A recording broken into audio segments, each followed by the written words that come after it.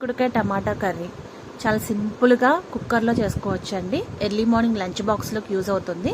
2 onions, 2 టమాటాలు, 1 table spoon అల్లం వెల్లుల్లి పేస్ట్, కరివేపాకు, పచ్చిమిర్చి, గోరుచిక్కుడుకాయలు చిన్నగా కట్ చేసుకుని కడుక్కొని ఉంచుకోవాలండి. మనం స్టవ్ వెలిగించి కుక్కర్ పెట్టుకుని దాంట్లో ఆయిల్ వేసుకోవాలండి. 3 టేబుల్ స్పూన్ ఆయిల్. మనం వేసుకున్న ఫస్ట్ ఉల్లిపాయలు బాగా ఫ్రై అవ్వాలండి. దాంట్లోకి కొంచెం పసుపు, కొంచెం ఉప్పు, కరివేపాకు వేసుకుని తర్వాత టమాటాలు వేసుకుని మగ్గిన తర్వాత 1 టేబుల్ స్పూన్ అల్లం వెల్లుల్లి పేస్ట్ వేసుకోవాలి. ఇది ఫ్రెష్గా రుబ్బానండి, అప్పుడే ఆ అల్లం వెల్లుల్లి పేస్ట్ వేసుకోవాలి.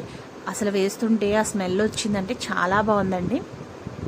ఫ్రై అయిన తర్వాత మనం ఆల్రెడీ కట్ చేసుకుని ఉంచుకున్న గోరుచిక్కుడుకాయలు వేసుకోవాలి.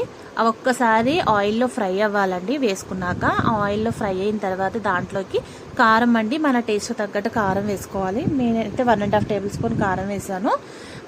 కారం కొంచెం తక్కువ వేసానండి. యాక్చువల్లీ ఇంకా ఎక్కువ పడుతుంది, బట్ నేను తక్కువ వేసాను. కొంచెం హెల్త్ ఇష్యూ వచ్చిందండి, సో అందుకని వేసాను.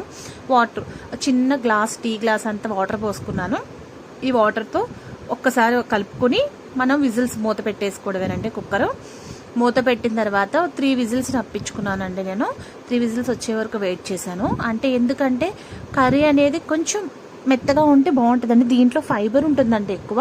ఇది తీసుకుంటే చాలా హెల్త్కి మంచిదండి. వీక్లీ వన్స్ అన్న తీసుకోవడానికి ట్రై చేయండి. నేను 3 విజిల్స్ రానిచ్చిన తర్వాత స్టవ్ ఆఫ్ చేసేసాను. అది వేడి అనేది తగ్గిన తర్వాత ఓపెన్ చేసి చూసానండి.